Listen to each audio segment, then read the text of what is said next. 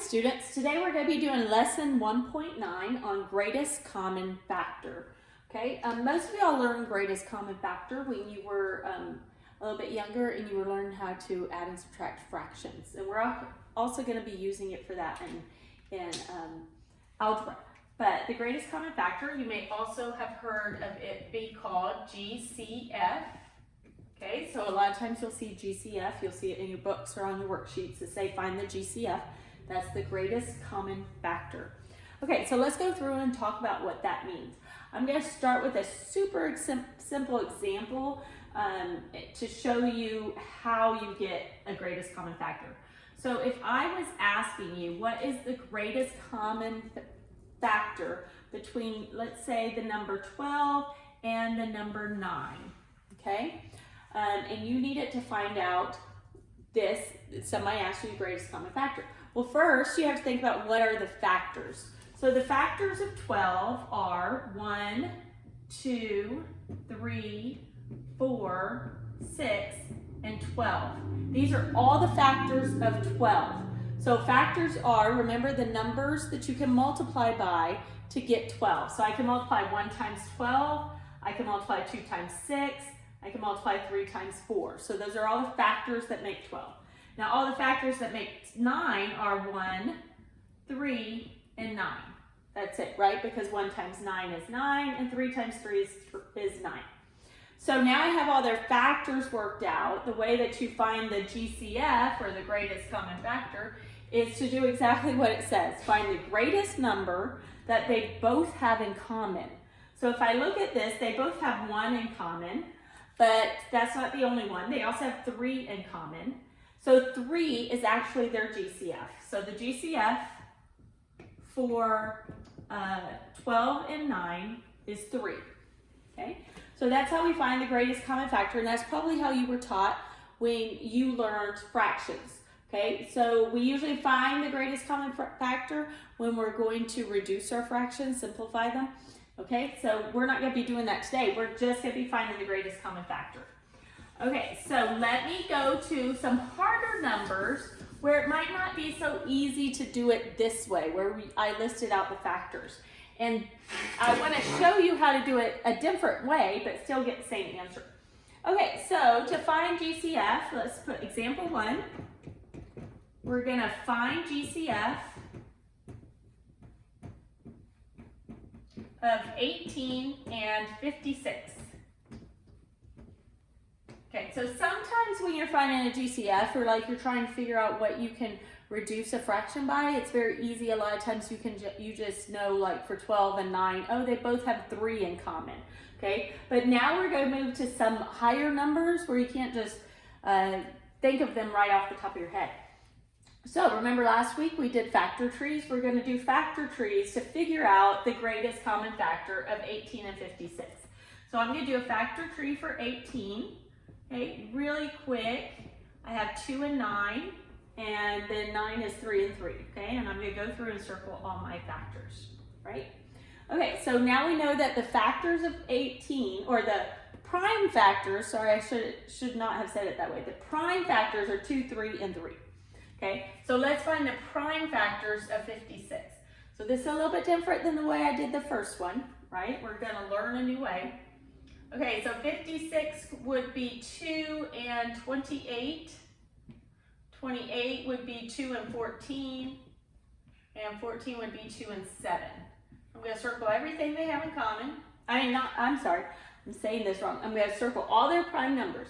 Okay, so we're finding the GCF differently now because these numbers are a little bit higher. So I don't want to list out all the factors of 18 and all the factors of 56 because I might forget one of them. So instead, I did their prime factors. Now that I have their prime factors, I'm going to go through and find all the ones they have in common. So what do they have in common? They have a 2 in common, right? They both have a 2. Do they have anything else in common? This has 3. There's no 3 over here. Here's another 3, no 3 over here. There's no 2s or 7s over here. So all they have in common is 2.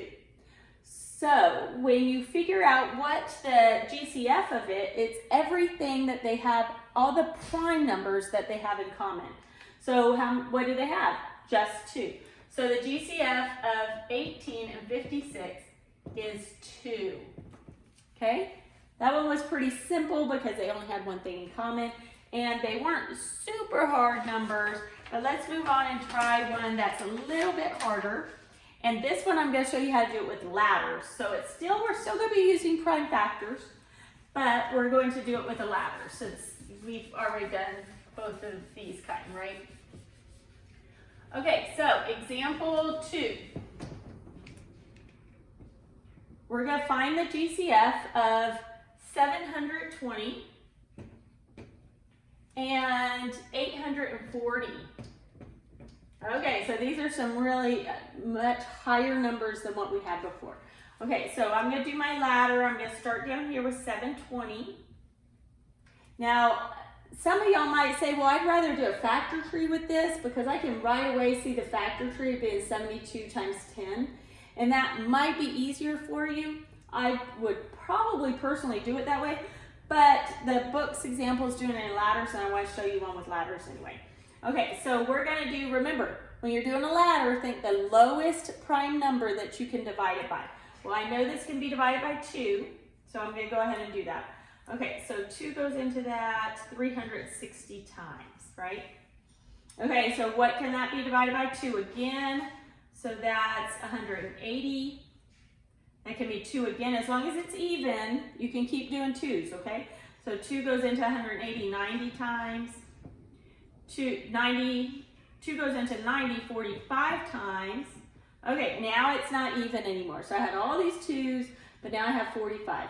So the next one would be a 3 or a 5. If you didn't know that 45 could be divided by 3, you could also use 5. But I know it can be divided by 3. I'm going to have 15. And then that can be divided by 3 also, and I have 5.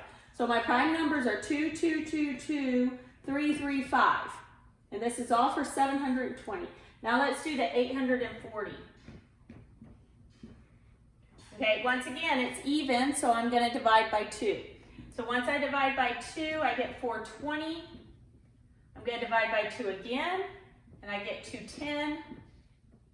I'm going to divide by 2 again. This time I get 105, and now I can't divide by 2 anymore. Can I divide by 3? Yes, so I'm going to go ahead and divide by 3. That's going to be 35. I cannot divide by 3 again, so I can't do 2s or 3s. I'm going to go all the way up to 5, and I get a 5 and a 7. So the prime factors of 840 are 2 times 2 times 2 times 3 times 5 times 7. Okay, now we're going to do what we just did with the factor tree, but this time we have a lot more that are in common. So we're going to find the GCF of these two numbers. We're going to circle everything they have in common, okay? You have to be careful on this because we're doing everything they have in common just one time. Well, not really one time, but each one time. So if I circle a 2 here, I have to circle a 2 here. So that's one of the 2s that they have in common. I'm going to write it up here, okay? And then I'm going to do another 2 they have in common. So this one they have in common. And I'm going to put a time sign, and I'm going to put that 2. Okay, the next 2 they have in common. So I have another 2. So I had 3 2s that they have in common, right? Okay, this 2 they do not have in common, but this 3 they do. So I have a 3 right there. So I'm going to write 3 up here. And then not this 3, but this 5. They both have 5 in common. So I'm going to put times 5. Okay, and then the 7 is not, nothing else matches up. See, so there's a 2 and a 3 left here and a 7 left here. All the other ones are matched up. So now I'm going to take all those ones that matched and I'm going to multiply them. Now remember, I'm only doing the 3 times, right? Because I only matched them up 3 times. Not 2 times 3, but 2 times 2 times 2. So now when I multiply this out, you can do it, you know, take it step by step. I'm actually going to multiply backwards. It comes out a little bit easier to do it that way. 5 times 3 is 15, times 2 is 30, times 2 is 60, times 2 is 120. So my GCF of 720 and 840 is 120. Now you wouldn't want to have to list all the factors of 720 and 840 like I did in the first example. So this is the easier way to find your GCF. Okay, now I want you to do one on your own. So let me get you an example. Let's do, okay, this is going to be example 3, but you're going to be doing it on your own, not with me. I will come in at the end and do it with you after you've done it. I'll see if you've done it right. Okay, so we are going to do the GCF of, let's do 358 and 934. Okay, these are kind of big numbers, but some of your homework's going to be big numbers anyway. So I want you to hit pause, and I want you to go through and either make a factor tree of these or make a ladder. You decide which one you like better. Then find the numbers they have in common and multiply them if you have anything to multiply them by. Okay, so hit pause now and go ahead and factor these. Okay, now that you should be back, I don't know if you did ladder or if you did a tree. I'm going to go ahead and do a ladder. Okay, these are pretty big numbers. I find it easier if it's kind of in division form. So this is even. I can divide by 2. That's going to be 179. Okay, I can't divide anything else, but I can't divide that by 2 again, right? Okay, can I do 3 or 5 or maybe 11, 13? No, I actually can't. 179 is a prime number, so I'm going to go ahead and stop. Okay, then I'm going to take 934, which is my other number, and I'm going to go ahead and divide. That's even, so I'm going to divide by 2, and that's going to give me 467. Okay, and can I divide again? Okay, no, this one actually gave you 2 prime numbers that were crazy big prime numbers, right? So 467 is the end of that prime numbers also. So what do they have in common? They only have a 2 in common. This is like the first example that we did. So the GCF of 358 and 934 is 2. Okay, I want y'all to do one more because that one was kind of a little bit more difficult one. If you weren't able to find, if you spent too much time trying to find the numbers that they can be divided by.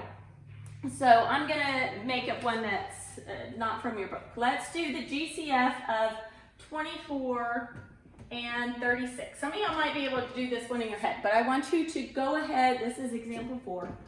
Go ahead and do a tree or a ladder with this. Then find everything they have in common and multiply those numbers. Okay, so go ahead and hit pause now and find the GCF of 24 and 36.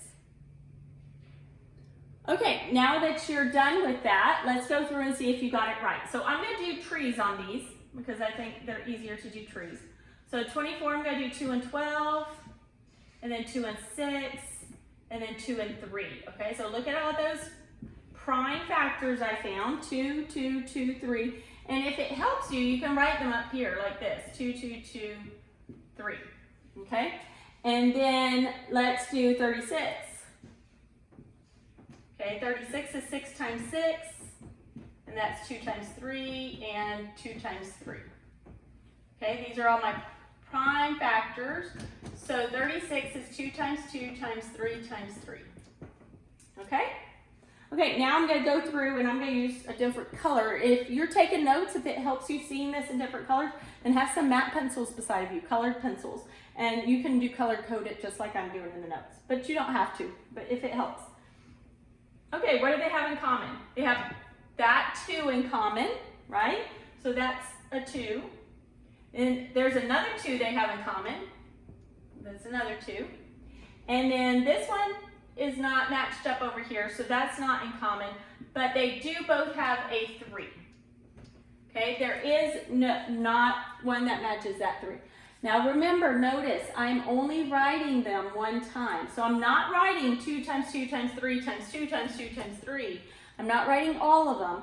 I'm just doing them the one that they match up with. I'm writing that one time.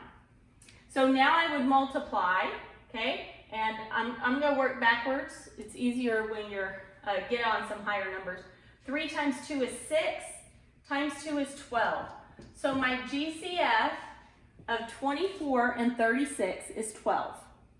Okay, that's going to be it for the lesson today on this YouTube and for the day. I'm just doing greatest common factor, but tomorrow we're going to still do lesson 1.9, but it's going to be on something different. So there were 2 lessons in 1.9 kind of, and I want to split them into 2 different days because it can get a little bit confusing. So you're going to go ahead and stop for today, and when we come back tomorrow, it's still going to be lesson 1.9, but it's going to be on something else. Okay? So that's it for today.